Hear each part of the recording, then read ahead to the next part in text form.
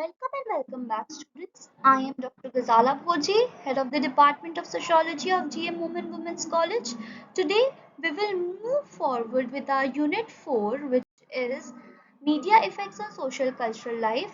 We will discuss today effects on public opinion and attitude, effects of political communication in democracies. And this is the table of the content which we are going to discuss and learn today. We will start with introduction. We will discuss about theory of public opinion, the use of public opinion, political processes and public opinion, social identity and public opinion, and also we will see and look into homogeneous and heterogeneous opinion, and then we will conclude this session. Introducing the topic to you all students, we will first see what is a public opinion. So public opinion is nothing but the product of a psychological and social process which leads to a circumstance in which each member of the public behaves in response to an issue which is conditioned by his expectations that other members of the public share his view on the same topic. Uh, the process of it include individual attitude and ideas, group opinion processes, personal sampling, and intergroup communication. And mass media students play a very important role here because it is a very powerful creator of public opinions as it strives to reflect and public discourse regarding public opinions tend to center on current events. Citizens are perplexed as to how the public comes to embrace a particular viewpoint on a particular issue. We will take example over here of voters. How voters predict political candidates would define and strategize an issue in order to gain the most support. When we talk about individuals, so individuals also use the internet to read news, stories, and blogs, and public opinion research in academia focuses on the same topics. But public opinion research, on the other hand, is not solely empirical. It is also supported by a strong set of normative beliefs. The following section deals with the concept and theoretical understanding of the public opinion, and it examines how public opinion shapes and guides political processes and social identity. Now, student, we will be looking into the theory of public opinion.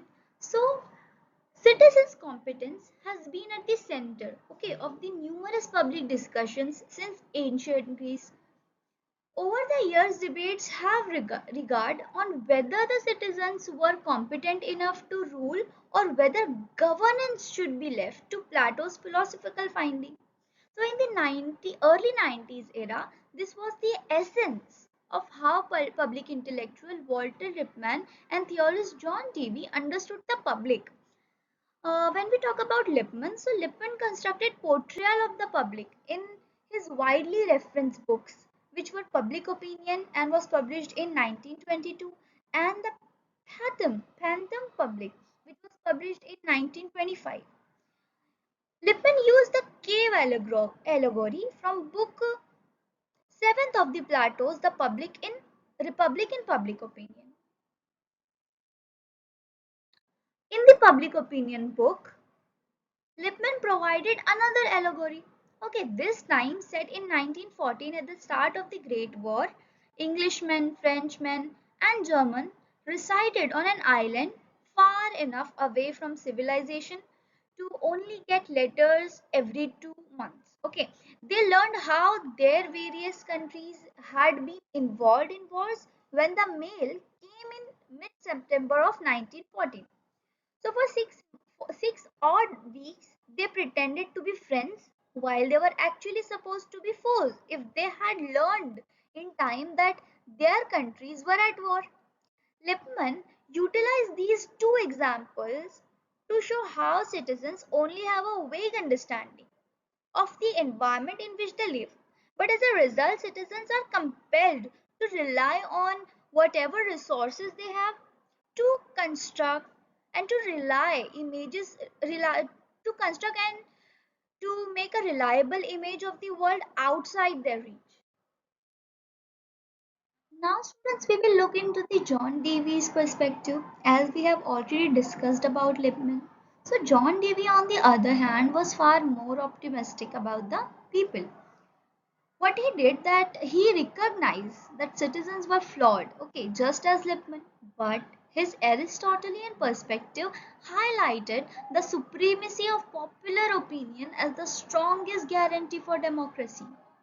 In Davies' classic work, The Public and Its Problem, which was published in 1927, he argued, okay, what he argued that structural reforms were required to improve an institution, and the most pressing need is to strengthen debates, discussions, and persuasive methods, and also conditions.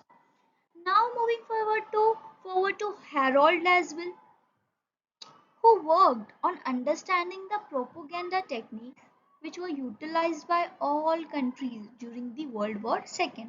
After all, warring countries were compelled, okay, to arouse nationalist sentiments and enhance citizen loyalty to the war and depict their adversaries in an unfavorable light and demoralize them. The basic purpose of propaganda, according to Laswell, was to influence public opinion. Okay. So students, what will happen as a result is that gender and racial stereotypes will become more deeply embedded in the popular consciousness, and even more alarming is the possibility that such carefully conveyed perception and attitudes will impact the real world in the form of election outcomes and public policy and agenda setting. Talking about Mullen and other scholars, they discovered that certain newscasters were all required to stay neutral when reporting the news leaked their viewpoints. What they did, they leaked their viewpoints through minor non-verbal facial expressions rather than the vocal substance. Discussion on Ronald Reagan's 1984 campaign by journalist Peter Jennings is the finest example of it. Okay, from 1988 through 1992, Guylands collected and evaluated every story about poverty in America, published in the country's three major news magazines, as well as the accompanying photographs. What he found that 62% depicted in poverty were African Americans, which is more than twice the real proportion of the black people living in the poverty in the United States, which was 29%. White voters may be less supportive of poverty and safety net services as a result of this impression. Now, students, we will look into another subtopic, which is political process and public opinion. So, public opinion polling has been a hallmark of election coverage in the United States media. And elections are a very crucial to the news campaigns because they feel they have an actual meaning and consequences for their readers and viewers.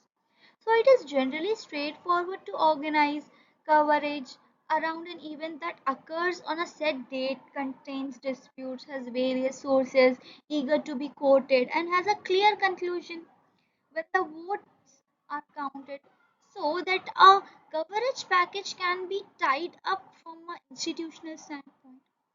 This will help news organizations to plan their resources. Okay, they can plan their resources and reallocate them as needed when campaigns even unfold. The modern polling period began when George Gallup established a business arrangement with the Washington Post to publish the findings of his surveys during the 1936 presidential campaign. He gave a money back guarantee that he could do a better job than the literary digest.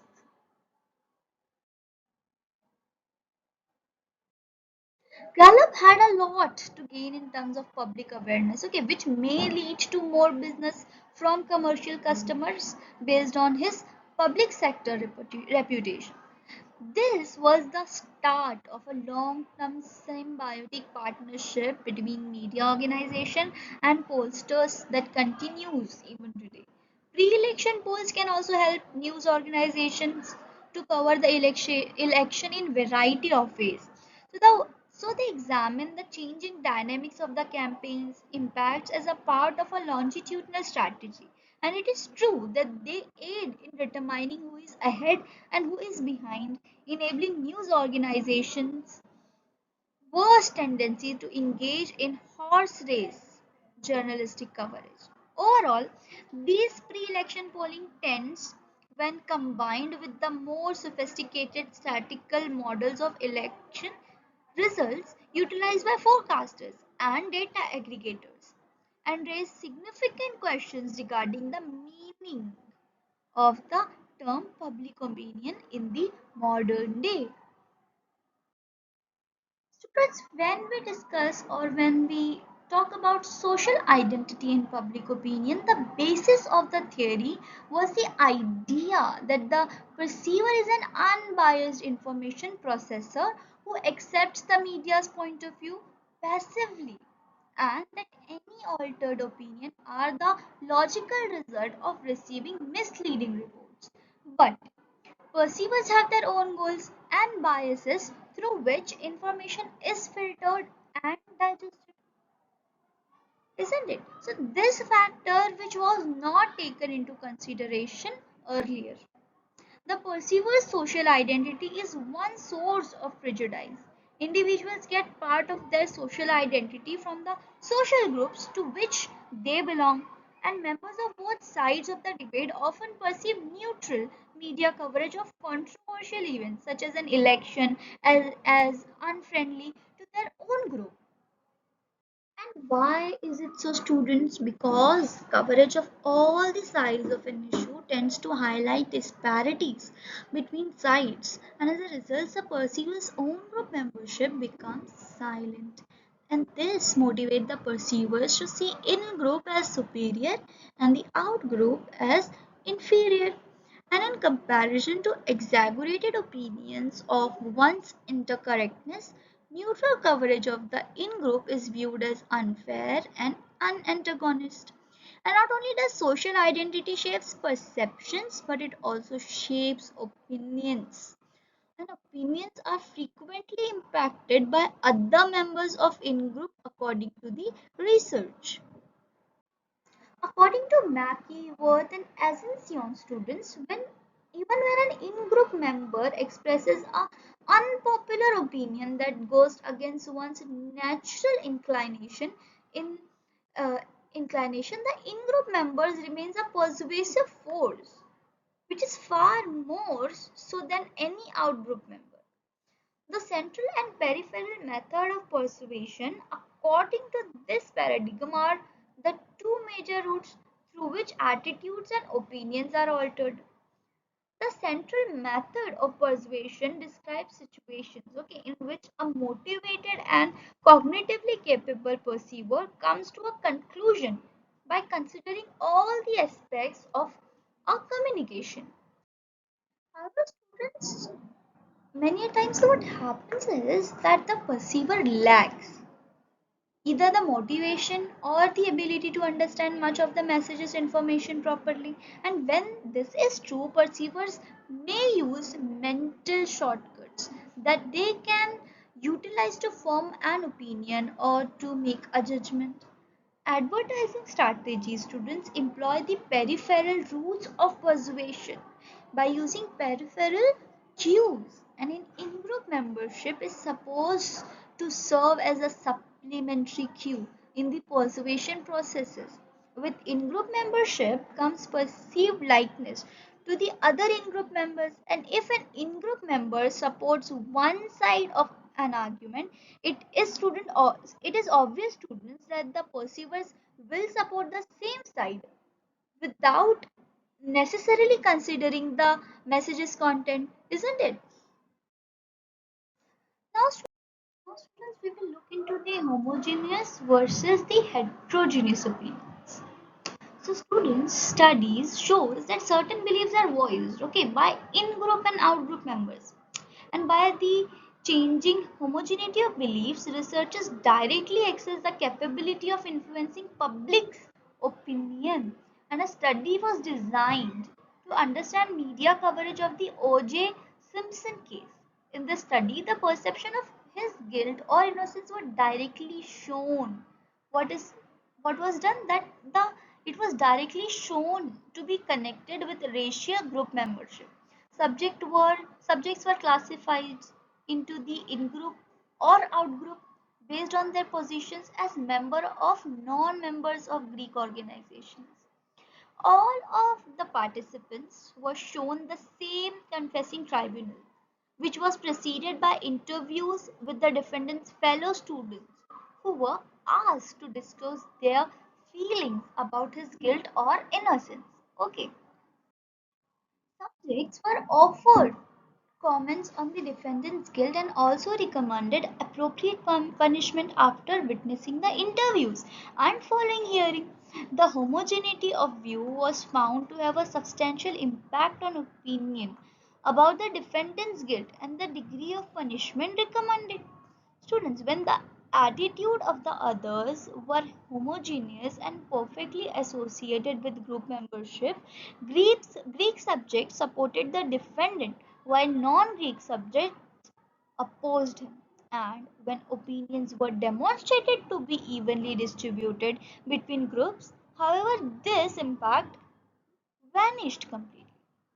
So, students, the study revealed what it revealed that there is often a tendency to align with ones in group. Now, students, we will conclude this. But before that, students, we will look into some findings out of this session. So, students, in many ways, the media portrays a misinterpretative perspective of the world, isn't it? And it may assist biased processing of accurate information. And rather than reporting on how the broad population feels about particular problems, the media frequently reports on sentiments divided into groups. Research have shown that such exposure can worsen the strong inclination to side with the in group, possibly by reducing the drive to think about the situation at the hand. Exposure to mixed group viewpoints, on the other hand, can help to the counteract this tendency. Thank you very much, students. Now we will conclude this session.